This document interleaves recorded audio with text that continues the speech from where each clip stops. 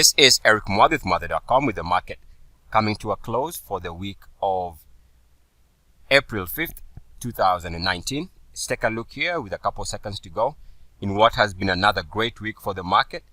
There's the bell. And again, this is for market analysis for the weekend of April 5th and April 6th, 2019. We'll let the numbers settle out, then we'll take a look at the charts. Okay, so these are going to be the closing numbers for the week. Let's take a look at those charts. For the week, the S&P 500 was up about 2%.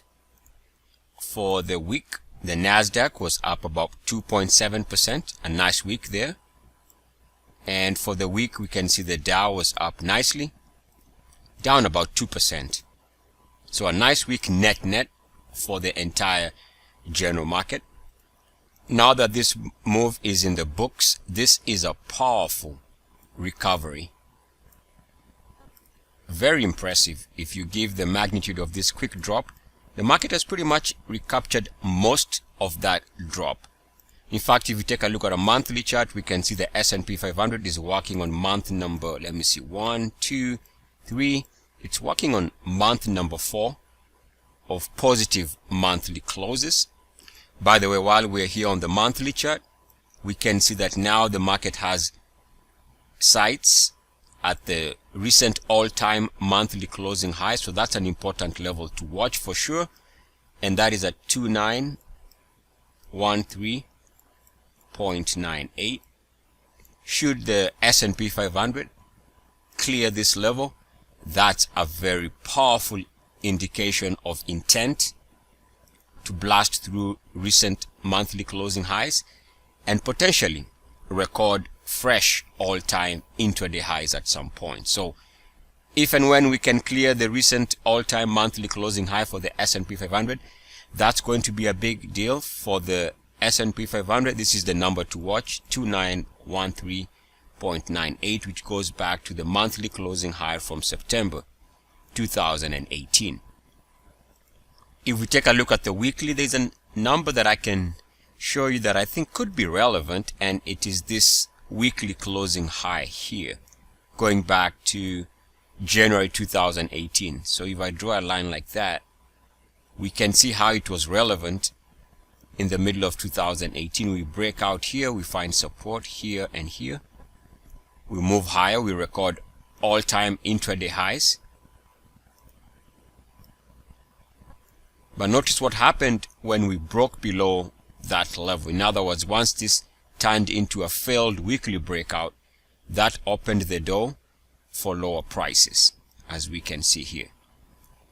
So we can say net, the market recapturing this level is a big deal. And as long as the market is holding above that level, then that is a market that could conceivably continue higher. Now again, we continue watching that same level. In fact, let me go ahead and give you the number to watch there.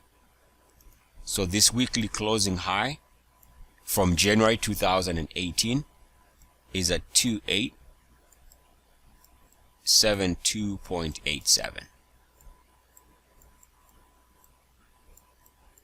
With very nice way of watching this is anything above this price is bullish. Failure to hold above that price, like we did here, could turn bearish. So anything below this is bearish. Right now the market is holding above that at the end of the week. So we have to assume that net market continues to be healthy. Of course, that would change if we would go on to trade below 2872.87. So just a level to watch there. Yeah, I know, lots of numbers, right? In fact, if you take a look at the daily, the numbers we were watching, and I won't give you the numbers because watching the levels is good enough. There's a breakout here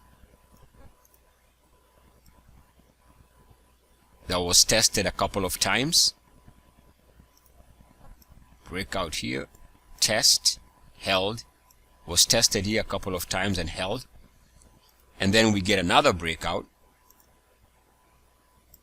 right here, and the numbers should be in the description of the video. So in the description of the video, you'll find all these breakout levels on the S&P 500.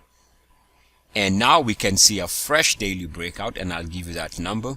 So as long as the S&P 500 on a day-to-day basis is moving above March 2019's daily closing high at 2854.88, which goes back to the daily closing high in March. As long as we are above that number, then there's no other way of looking at this market other than to assume and expect higher prices, because this breakout continues to be good.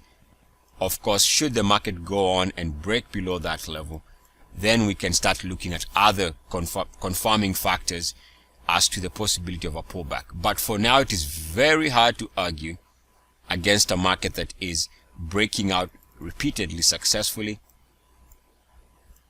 and now this past week staged a fresh short-term daily breakout. So anything above 2854.88 continues to be healthy and a sign of a market that could see higher prices. Of course, we continue watching that level. For failure, should it happen, failure to hold above that price would be bearish. Now on this daily chart, take a look at the RSI. We can see that the RSI is holding above 69.1 on the daily. As long as that's the case, that's a market that could actually pick up momentum. So anything above 69.1 on the daily, RSI is good. And, slippage back below 69.1, sometimes can be cause for concern, but we'll see how that goes. The main takeaway I would say is just watch the numbers, because the numbers are pretty precise. Anything above this is good. Anything bringing the market back below 2854.88 can be looked upon as being the beginning of a pullback. And of course, we continue watching the market. Anything above 69.1 and the market could very easily pick up momentum to the upside. That concludes the free portion. The rest of the video is for paid Moathe.com subscribers. Enjoy your weekend. Mwah. For paid subscribers, let's continue on.